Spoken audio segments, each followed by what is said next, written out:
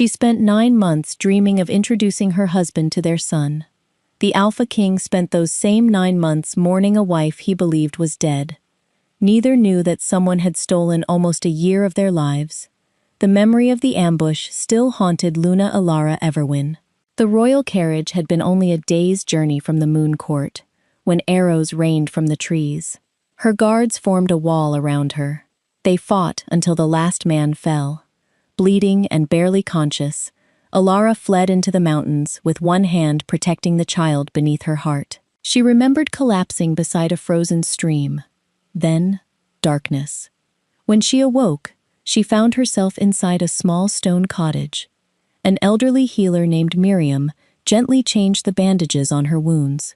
"You were fortunate," the old woman whispered. "You and the baby both survived." Weeks later, as snow blanketed the mountains, Alara gave birth to a healthy little boy. She wrapped him against her chest and cried tears of relief. "Arn," she whispered, "our little miracle." Again and again she begged to return home, but Miriam refused. "The men who attacked you knew exactly where your carriage would be," she warned.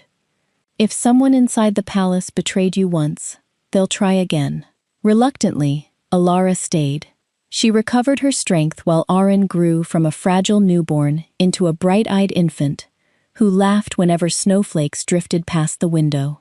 At last, spring arrived. The roads reopened. No strangers had appeared near the cottage for months.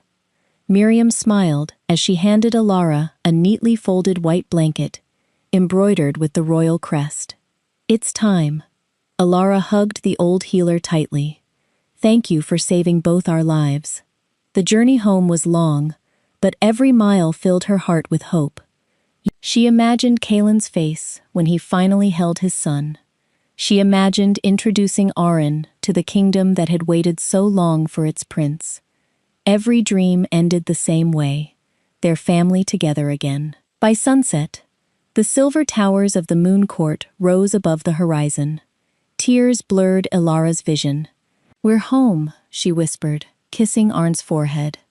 She walked through the palace gates unnoticed, the guards assuming she was another traveler seeking an audience. The grand hall buzzed with nobles, awaiting an important announcement. Alara smiled.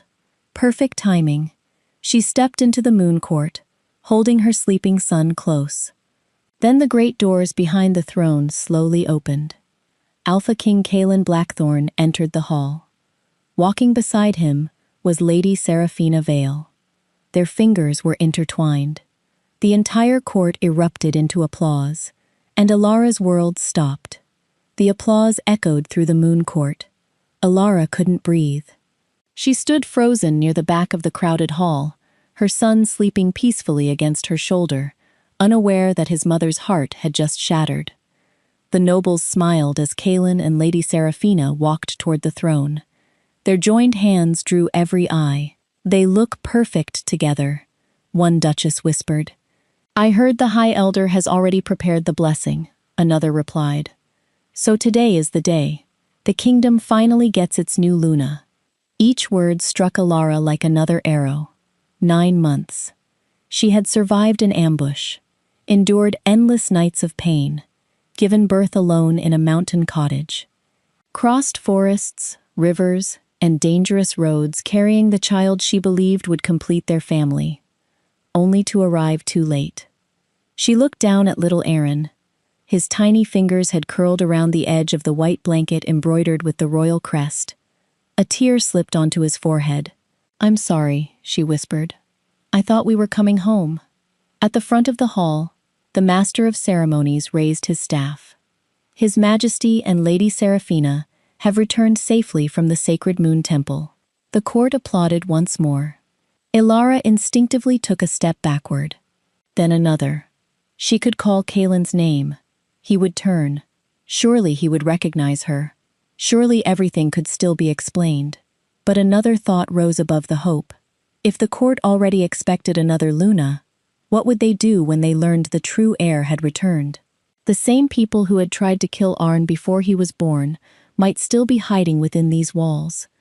Fear wrapped itself around her heart, not for herself, for her son. Without making a sound, Elara pulled the blanket higher around Aron's face and turned toward the exit. An elderly palace maid carrying fresh flowers noticed the familiar royal embroidery. Her eyes widened. She looked from the blanket to the baby's silver eyes that fluttered open for just a moment, then to Elara's face. Recognition swept across the old woman's features. "Luna," she gasped. Elara pressed a finger gently to her lips. The maid's eyes filled with tears. She understood. She said nothing. As the entire court watched the throne, Elara slipped into the crowd.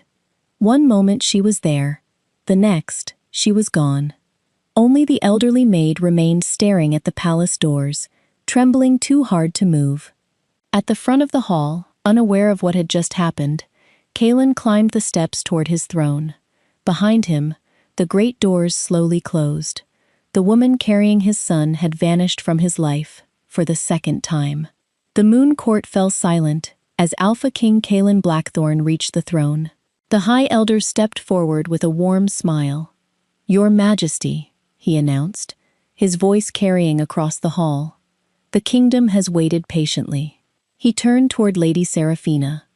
"Will you now announce Lady Seraphina Vale as your future Luna?" A ripple of excitement spread through the nobles. Seraphina's eyes widened. Kaelin stared at the elder in complete confusion. "What?" The elder blinked. "You have spent months traveling together. You entered the court hand in hand. The people have naturally assumed." Kaelin immediately released Seraphina's hand. "I was helping her walk." The hall became so quiet that the crackling torches could be heard. Seraphina lifted the hem of her gown, just enough to reveal the bandages wrapped around her ankle. "I injured myself climbing the sacred moon temple," she explained gently. "His Majesty refused to let me descend the mountain alone." Several nobles exchanged embarrassed glances. "There has never been an engagement," Kaelin said firmly. "There has never been a proposal. There never will be." His voice softened. "My Luna is Elara." A heavy sadness settled over his features. "And unless the moon goddess grants a miracle, she always will be." Many lowered their heads in regret. They had mistaken kindness for courtship. Before anyone could speak again, a frail voice rose from the back of the chamber. "Your Majesty." The elderly maid who had seen Elara stepped forward, trembling so violently that another servant hurried to steady her. Kaelin descended the throne steps at once. What happened? Fresh tears spilled down the maid's cheeks. There was a young woman standing near the entrance. She carried a newborn wrapped in a white blanket. Kaelin listened patiently. Then she whispered the words that stopped his heart. The blanket bore the royal crest. His breathing faltered. "The child," she continued, "had your silver eyes." Every instinct inside him awakened. His wolf surged forward, restless and desperate. "Where is she?" he demanded. The maid shook her head helplessly. "She disappeared into the crowd before I could stop her." Kaelin spun toward the royal guard. "Seal every palace gate. Search every road leading from the capital. No woman carrying an infant leaves this city unnoticed." Guards rushed from the hall. The court dissolved into confusion. Seraphina watched Kaelin's face turn pale with horror. She had never seen the fearless Alpha King look afraid. Then the royal captain entered the chamber at a run. He dropped to one knee before the throne. "Your Majesty," he said gravely, "there is something I should have told you months ago." Kaelin looked down at him, for reasons he could not explain. He already knew his world was about to change forever. The royal captain remained on one knee, his head hung low. "I accept whatever punishment your Majesty chooses," he said, "but you deserve the truth." The moon court fell into complete silence. Kaelin's voice was calm, though his heart pounded. "Speak." The attack on the Luna's carriage was never ordinary banditry. A murmur swept through the hall. "We recovered weapons from the battlefield, bearing the mark of a mercenary company. Before we could report our findings, one of the captured attackers escaped." The captain swallowed hard. "We believed there was someone inside the palace, feeding information to the enemy. Kaelin's eyes narrowed. So you investigated in secret? Yes, Your Majesty. We feared warning the court would alert the traitor. The captain drew a leather folder from beneath his cloak and handed it to the king. We finally uncovered the truth. Kaelin opened it. The first page bore a single name: Lord Malcolm Voss, Minister of War, trusted advisor, a man who had stood at Kaelin's side for years. The Luna's travel route was leaked directly from Malcolm's office, the captain continued. He believed the birth of the royal heir would weaken his family's influence over the throne. He hired mercenaries to kill both mother and child. A collective gasp filled the chamber. When no bodies were found, he spread rumors that the Luna had perished in the mountains. The captain lowered his eyes. He then encouraged the nobles to pressure Your Majesty into choosing another Luna for the stability of the kingdom. Kaelin slowly closed the folder. So while I searched for my wife, the kingdom believed I was preparing to replace her. The captain nodded. Only your closest advisors knew you had rejected every proposal. Kaelin looked toward Serafina. She met his eyes sadly. I told everyone we were only allies, she said softly. But rumors are louder than truth when people want to believe them. The king's hands trembled, not with anger, with regret. He had kept the investigation hidden to protect Ilara. Instead, that silence had driven her away the moment she returned. She had walked into the moon court, believing she had been forgotten, and he had never even seen her. Kaelin looked toward the palace doors. Somewhere beyond them, his wife was carrying their son into an uncertain future. Find them, he whispered. Then his voice rose with the strength of a king. Search every village, every harbor, every mountain pass. Bring me every report, no matter how small. He paused, grief shadowing his face. But hear me well. When you find my Luna, you will not order her home. You will tell her only one thing: that her husband has never stopped waiting. Outside the palace, riders thundered through the gates in every direction. But days became weeks. Weeks became months. And before anyone found a single trace of Ilara, 5 long years slipped quietly into history. 5 years passed beside the sea. Far from the moon court, Ilara lived in a quiet coastal village where no one knew she had once been a Luna. To her neighbors, she was simply Ella, a gentle healer who mended fishing nets, treated fevers, and never turned away anyone in need. Her greatest joy, however, was a bright-eyed little boy named Aaron. Every morning, he raced along the docks, laughing as seabirds circled overhead. The fishermen adored him. The village children followed him everywhere.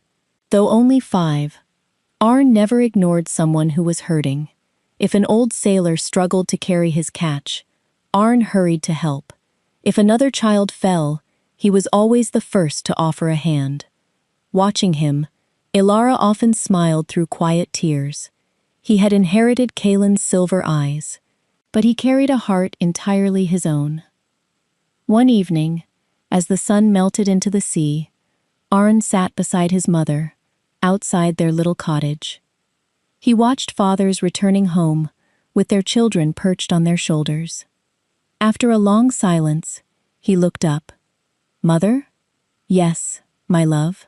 Do I have a father? The question she had prepared for years had finally come. Ilara gathered him into her lap. You do. Is he kind? She smiled softly. He is. Does he love me? Her heart tightened. With all his heart. Aaron frowned. Then why isn't he here? Ilara looked toward the endless horizon. She could have spoken of betrayal. She could have spoken of misunderstandings. She could have filled her son's heart with anger. Instead, she chose something stronger. Because dangerous people kept us apart. She brushed a lock of hair from his forehead. Your father is a good man. Sometimes even good people are surrounded by lies. Aaron rested his head against her shoulder. Will I meet him someday? I hope so. And when you do, I want you to meet him with an open heart. He nodded thoughtfully. I will. That night, after Arn had fallen asleep, Ilara stood outside beneath the stars. She still loved Kaelin, not with the desperate hope of the young bride she had once been, but with the quiet faith that truth had a way of surviving, even when people were separated by years and silence. She whispered a prayer into the night. Keep him safe. If we're ever meant to find each other again, let it be when our son no longer has to fear the shadows that chased us. The answer came not from the heavens, but from the distant sound of church bells echoing across the harbor. A merchant ship had arrived, carrying terrible news. A deadly epidemic was spreading across neighboring kingdoms. And before long, it would reach their shores as well. The epidemic spread faster than anyone expected. Within weeks, villages across 2 neighboring kingdoms were overwhelmed. Hospitals overflowed. Healers worked through the night. Fishermen delivered medicine instead of nets. Old rivalries disappeared as people fought a common enemy. Lady Seraphina Vale, now serving as ambassador between the kingdoms, organized relief missions to carry food, herbs, and physicians wherever they were needed. Alpha King Kaelin traveled with the convoys himself. A ruler could not hide behind palace walls while his people suffered. In one crowded seaside clinic, Kaelin paused outside a room filled with frightened children. Instead of crying, many were laughing. A small boy sat on the floor, carefully folding little paper boats from scraps of parchment. "Here," he said to a sick girl with a gentle smile. "When you feel better, we'll sail them together." The girl's frightened expression softened. Even the exhausted healers smiled. Kaelin found himself watching the child. There was something strangely familiar about him. The boy stood to carry a bowl of water to an elderly patient. He couldn't have been more than 5 years old, yet he moved with quiet confidence, never thinking of himself before others. As he passed, a faint scent reached Kaelin. The Alpha King's wolf froze, then surged forward with overwhelming force. Mine, blood, family. Kaelin's breath caught. He slowly knelt before the little boy. "What is your name?" he asked, his voice barely above a whisper. "Arn." The answer struck him like thunder. Arn looked curiously into the stranger's silver eyes. "You look sad," the boy said. Kaelin couldn't speak. The child's eyes, the shape of his face, the unmistakable royal scent. Every instinct screamed the same impossible truth. This was his son. Before he could find the words, Arn turned toward the doorway. "Mother!" A woman stepped into the clinic carrying fresh bandages. She had changed. Her hair was longer. There was a quiet strength in her posture that hardship had forged. But the moment their eyes met, time stood still. Ilara stopped where she was. The bandages slipped from her hands. For 5 years she had imagined this moment. She had rehearsed 1,000 speeches. None of them came. Kaelin rose slowly, tears already filling his eyes. "Ilara!" His voice broke on her name. Arn looked from his mother to the man before him. "Mother?" he asked innocently. "Why is that man crying?" Ilara never looked away from Kaelin. Her own eyes shimmered with unshed tears. "Because," she whispered softly, "sometimes people wait so long to find their way home that their hearts remember before their words do." Neither moved, neither spoke again. Between them stood the little boy who had unknowingly carried both their hearts since the day he was born. For a long moment, the busy clinic disappeared. The cries of patients, the hurried footsteps, the clatter of medicine bottles. None of it reached them. Only the silence between 2 people separated by 5 stolen years remained. At last, Kaelin spoke. "I thought you were dead." Ilara searched his face. "I thought you had chosen someone else." Pain flickered across his eyes. "Never." He told her everything. How the royal captain had uncovered the conspiracy. How Lord Malcolm Voss had leaked her travel route to mercenaries. How Malcolm spread rumors of her death when no bodies were found. How the court pressured him to name a new Luna. "And Seraphina?" Ilara asked quietly. "My closest ally. nothing more. The day you saw us, she had injured her ankle climbing the sacred moon temple. I was only helping her walk. Ilara closed her eyes. One misunderstanding, one silent moment. 5 years gone. When she opened them again, her voice was calm. Is Malcolm alive? Kalen slowly shook his head. He was arrested within weeks of your disappearance. When the investigation was complete, he stood trial before the entire kingdom. The evidence was undeniable. He and every noble who helped him lost their titles, lands, and influence. He took a careful step closer, and I changed the law. No royal spouse can ever again be declared dead without a full public investigation. No ruler may choose another Luna while questions remain unanswered. Every inquiry must be reviewed independently before any decision is made. Ilara listened in silence. The kingdom that had failed her had learned from its failure. Not perfectly, but honestly. Little Erin tugged gently on her sleeve. Mother? She looked down. Is this my father? Tears finally escaped her eyes. Yes. Arn studied Kalen for a moment, then smiled. You have the same eyes as me. Kalen laughed through his tears. I was hoping you'd notice. The little boy walked forward without fear. He wrapped his small arms around Kalen's waist. The Alpha King held his son for the first time. Every lonely birthday, every unanswered prayer, every sleepless night. They all melted away beneath the weight of that tiny embrace. Weeks later, after the epidemic was finally contained, Ilara agreed to return to the Moon Court. Not because she needed the palace, not because she desired a crown, but because her son deserved to know both his parents. When they entered the Great Hall together, the entire court stood. This time, no rumors filled the room, only respectful silence. Before every noble present, Alpha King Kalen knelt before his Luna. I failed to bring you home, he said.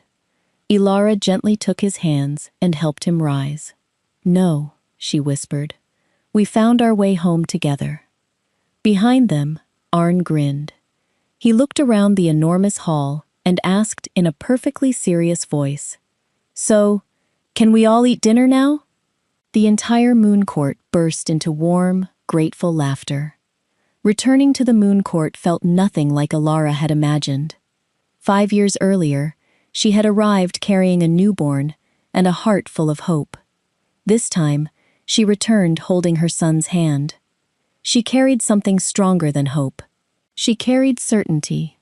The palace welcomed them without grand celebration. At Ilara's request, there were no parades, no feasts, and no speeches proclaiming victory. The kingdom has celebrated enough appearances, she told the council. Now it must learn to value truth. The nobles bowed their heads. None dared disagree. For the first few weeks, Arn explored the palace with endless curiosity. He chased butterflies through the royal gardens. He insisted on learning every guard's name. He often disappeared into the kitchens, where the cooks happily spoiled him with warm bread and honey cakes. One afternoon, Kalen found him sitting beside an elderly stable hand. What are you doing? He asked. Arn smiled. Listening.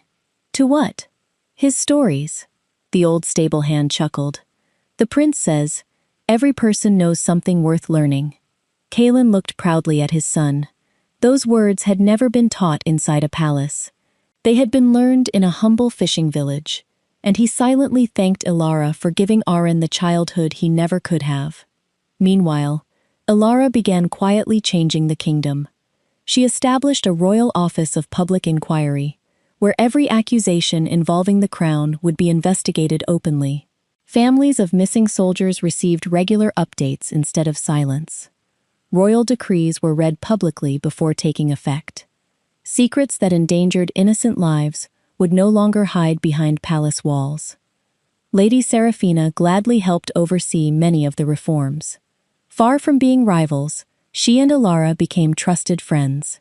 Together, they organized hospitals, schools, and relief missions across neighboring kingdoms.